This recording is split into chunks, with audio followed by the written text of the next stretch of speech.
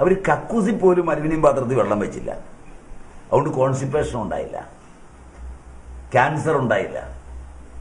കാരണം അലുമിനിയം വെള്ളത്തോട് വരെ റിയാക്ട് ചെയ്ത് അലുമിനിയം ഓക്സൈഡ് ഉണ്ടാവും. കൂട്ടാനൊക്കെ വെക്കുമ്പോൾ അലുമിനിയം ക്ലോറൈഡും ക്ലോറൈറ്റും സൾഫൈഡും സൾഫേറ്റും എല്ലാം ഉണ്ടാവും. അലുമിനിയത്തിന്റെ എല്ലാ സോൾട്ടിനും ട്യൂമർ ആക്ടിവിറ്റി ഉണ്ട്.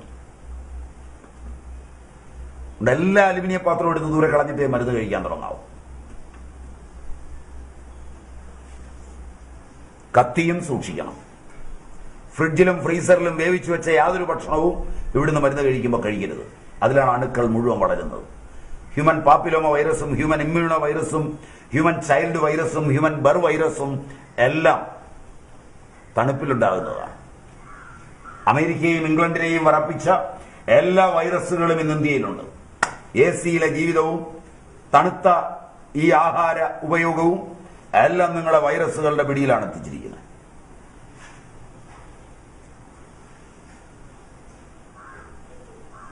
മൈക്രോവേവ് ഓവനിൽ പാചകം ചെയ്യുമ്പോൾ ഒരു വൈറസും ചാവില്ല. അതുകൊണ്ട് അവയും ഉപയോഗിക്കരുത്. ടെസ്റ്റ് ചെയ്ത് നോക്കാൻ നിങ്ങൾക്ക്. മൈദ തുടരുത്.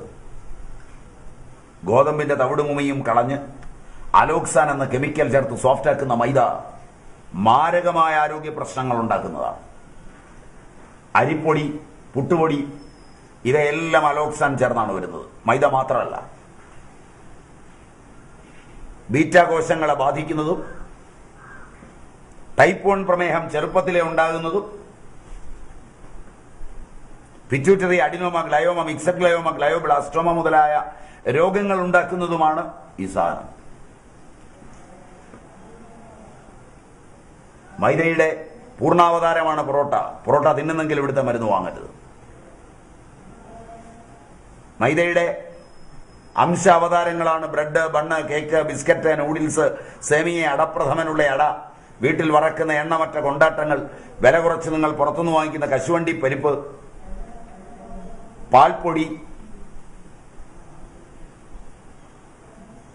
വില കുറച്ച് 30 രൂപയ്ക്ക് വാങ്ങുന്ന അടിയന്തരത്തിനും കല്യാണത്തിനും ഉപയോഗിക്കുന്ന ബിരിയാണി റൈസ്, ഇതെല്ലാം മൈദയുടെ വേഷഭൂഷകളാണ്. ഇവയിലേത് കഴിക്കുന്നുണ്ടെങ്കിലും ഇവിടുത്തെ മരുന്ന് വാങ്ങരുത്.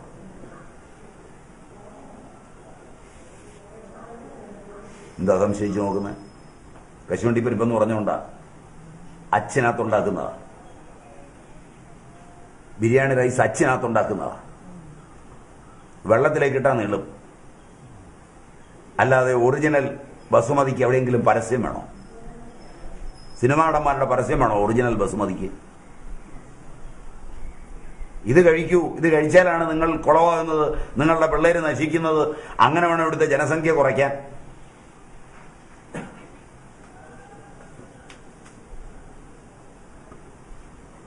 ഇതൊക്കെ തിന്നുന്നവർ ഇവിടുന്ന് മരുന്ന് വാങ്ങരുത്.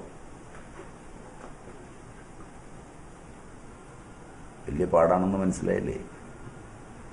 ഇവിടുത്തെ ചികിത്സ വിഷമമാണെന്നെങ്കിലും മനസ്സിലായില്ലേ? പുറപ്പെടുമ്പോൾ വിചാരിച്ചെന്താ, സ്വാമി നുള്ളി എടുക്കുന്ന അക്കി എടുക്കുമെന്നൊക്കെ ആയിരിക്കും വിചാരിച്ചിരിക്കുന്നത്. ഞാൻ രോഗം നുള്ളി എടുക്കുകയും നക്കി എടുക്കുകയും ഒപ്പിയെടുക്കുകയും മുത്തിയെടുക്കുകയും കെട്ടിപ്പിടിച്ചെടുക്കുകയും തലേക്കാൽ വെച്ചെടുക്കുകയും വെള്ളം കുടഞ്ഞെടുക്കുകയും ഒന്നുമില്ല. ഒരു അഭ്യാസവും എനിക്കില്ല. അതാണ് മറ്റ് സിദ്ധന്മാരിൽ നിന്ന് എനിക്കുള്ള വ്യത്യസ്തത. അതും പറഞ്ഞുതരും, തീർച്ചയായും പറഞ്ഞുതരും. നല്ല സാധനങ്ങൾ കഴിക്കാൻ ഇഷ്ടം പോലെ കിട്ടും. അത് മേടിക്കാനുള്ള യോഗം ഉണ്ടാവും. കണ്ടാൽ തിരിച്ചറിയണം. അതൊക്കെ മാർക്കറ്റിൽ ഇല്ലാതായിട്ടില്ല. ഇല്ലാതായ പിന്നെ ഞാനിവിടെ ഇരുന്ന് പറയുമല്ലോ. അതിന് കാശ് കൊടുക്കുമ്പോൾ ബാർഗെയിൻ ചെയ്യാതെ മേടിക്കാനും പഠിക്കണം. അത് പറഞ്ഞുതരാം. ആദ്യം കഴിക്കരുതാത്തതാണല്ലോ ആദ്യം പറഞ്ഞുതരേണ്ടത്. നിങ്ങൾ കഴിച്ചുകൊണ്ടിരിക്കുന്നത് ഇതെല്ലാമാണല്ലോ. സിനോട്ട് ഇതെല്ലാമല്ലേ ഇപ്പൊ കഴിച്ചുകൊണ്ടിരിക്കുന്നത്. അതുകൊണ്ട് അതാദ്യം പറഞ്ഞിട്ട് ആയിക്കോട്ടെന്ന് വെച്ചാ, മുട്ടേറ്റിയത് യാതൊരു സാധനവും കഴിക്കരുത്. ഒരു തോട്ടത്തിലെ വാഴ ഒന്നിച്ചു കൊലയ്ക്കും, ഒരു തോട്ടത്തിലെ പൈനാപ്പിൾ ഒന്നിച്ചു കൊലയ്ക്കും. അതൊന്നും മേടിച്ച് ഉപയോഗിക്കരുത്. അത് ഹോർമോണിലാണ്. 27 ദിവസം കൊണ്ടാണ് ഒരു കോഴി പൂർണ്ണ വളർച്ചയെത്തുന്നത്. 2 കൊല്ലം എടുക്കും ന്യായമായി ഒരു കോഴിക്കുഞ്ഞിനെ വളർത്തിയാൽ. ഹോർമോൺ, കോൺട്രാസെപ്റ്റീവ് ഹോർമോണുകളിൽ ട്രീറ്റ് ചെയ്താണ് ബ്രോയിലർ ചിക്കൻ വികസിപ്പിക്കുന്നത്, ബ്രോയിലർ മുയൽ വികസിപ്പിക്കുന്നത്, ബ്രോയിലർ താറാവിനെ വികസിപ്പിക്കുന്നത്. 27-ാം ദിവസം തിന്നാൻ തുടങ്ങാം. 40 ദിവസം വരെ തിന്നാം. 40-ാം ദിവസം അതിന് വാർദ്ധക്യമാവും, വേവില്ല, നാരാവും. 48 വരെ അത് ജീവിച്ചാൽ ഹൃദയം പൊട്ടിയേ ചാവും. ഹൃദയത്തിന് ഇന്ന് വരുന്ന ബ്ലോക്കിൽ നല്ലൊരു ശതമാനം ചിക്കോയിലിൽ നിന്നാണ്.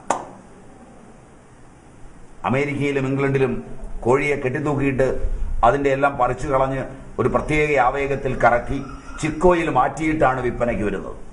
നിങ്ങളുടെ നാട്ടിൽ അതുമല്ല.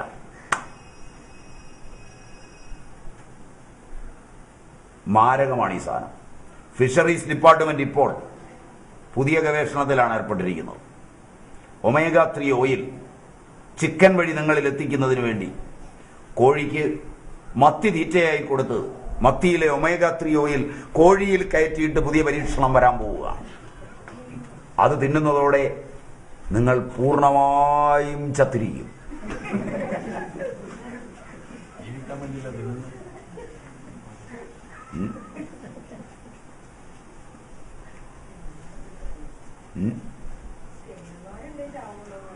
ഗവേഷണമാണ് മുഴുവൻ. നിങ്ങളുടെ ആധുനിക മരുന്നുകൾ ഉൾപ്പെടെ 5 കൊല്ലത്തിൽ കൂടുതൽ ആയുസില്ലെന്ന് ഓർക്കണം. അതാണ് ശാസ്ത്രമാണെന്ന് പറഞ്ഞ് നിങ്ങൾ ചുമക്കുന്നത്. 5000 കൊല്ലം മുമ്പ് ഒരു മഞ്ഞപ്പിത്തത്തിന് ഒരു കീഴാർനെല്ലി കൊടുത്താൽ കുറയുമെങ്കിൽ ചരകൻ അന്ന് കൊടുത്താൽ അല്ലെങ്കിൽ സുശ്രുതൻ അന്ന് കൊടുത്ത അതേ മരുന്ന് ഇന്ന് കൊടുത്താലും മാറും. അത് ശാസ്ത്രമല്ല, അന്ധവിശ്വാസം. മനസ്സിലായില്ല? ഇന്നലെ രാത്രി ഒരുത്തൻ കണ്ടുപിടിച്ച് 30 കോടി രൂപയുടെ കച്ചവടവും നടത്തിയ സാധനം 3-ാം കൊല്ലം വളരെ അപകടകരമാണെന്നും ഒരുപാട് ബ്രെയിനെ ബാധിച്ചുവെന്നും ഒരുപാട് കുട്ടികളുടെ ജീവിതം നശിപ്പിച്ചുവെന്നും പറഞ്ഞാൽ അത് ശാസ്ത്രം. എത്ര വികലമാണ് നിങ്ങളുടെ ശാസ്ത്രം! ഇതിനെ ചുമന്നു കിടക്കുന്ന നിങ്ങളും നിങ്ങളുടെ മാധ്യമങ്ങളും നിങ്ങളുടെ ഭരണാധികാരികളും എന്ന് ഗുണം പിടിക്കും?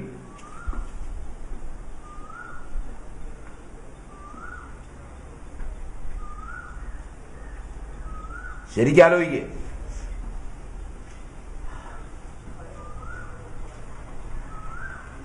എന്നിട്ട് തീരുമാനം എടുക്കുക. വലിയ ശാസ്ത്രം ചുമന്നല്ലേ പോകുന്നത്? ശാസ്ത്രീയമായ ചികിത്സ.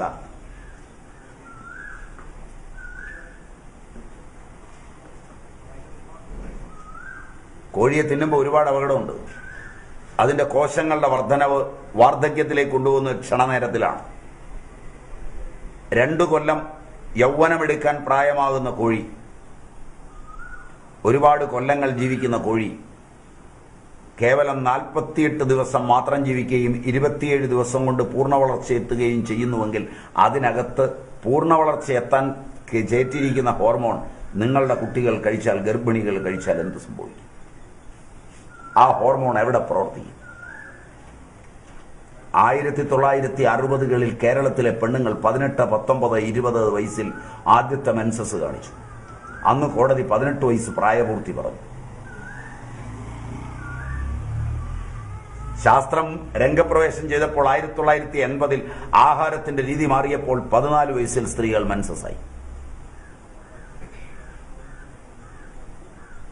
അതിനനുസരിച്ച് ആയുർദൈർഘ്യവും കുറഞ്ഞു എന്ന് മനസ്സിലാക്കണം. ആയുർദൈർഘ്യം ശാസ്ത്രീയമായി കൂടുകയല്ല. 20 വയസ്സിൽ മെൻസസ് ആയപ്പോൾ 120 വയസ്സുവരെ ജീവിച്ച സ്ത്രീകൾ 14 വയസ്സിലേക്ക് കുറഞ്ഞപ്പോൾ 84 വയസ്സിലേക്ക് ആയുർദൈർഘ്യം താന്നു. 1990 12, 13 വയസ്സായി. 2000 ആണ്ടിൽ 11, 12 വയസ്സായി. 2010 ഡെക്കേഡിൽ 7.5 മുതൽ 10 വയസ്സ് വരെയായി. അതിനനുസരിച്ച് വാർദ്ധക്യം നേരത്തെ എത്തി. 7 വയസ്സിൽ മകള് മെൻസസായി. 42ാമത്തെ വയസ്സിൽ അവൾക്ക് വാർദ്ധക്യമായതാണ് ക്യാൻസർ ആകുന്നത്. ക്യാൻസർ വാർദ്ധക്യമാണ്. ആരോഗ്യപരമായി വാർദ്ധക്യം മാത്രമാണ്, രോഗമല്ല. പിനിയൽ ഗ്രന്ഥിയുടെ പരിഹാരമില്ലാത്തൊരു പരിവർത്തനമാണ് എല്ലാ ക്യാൻസറും.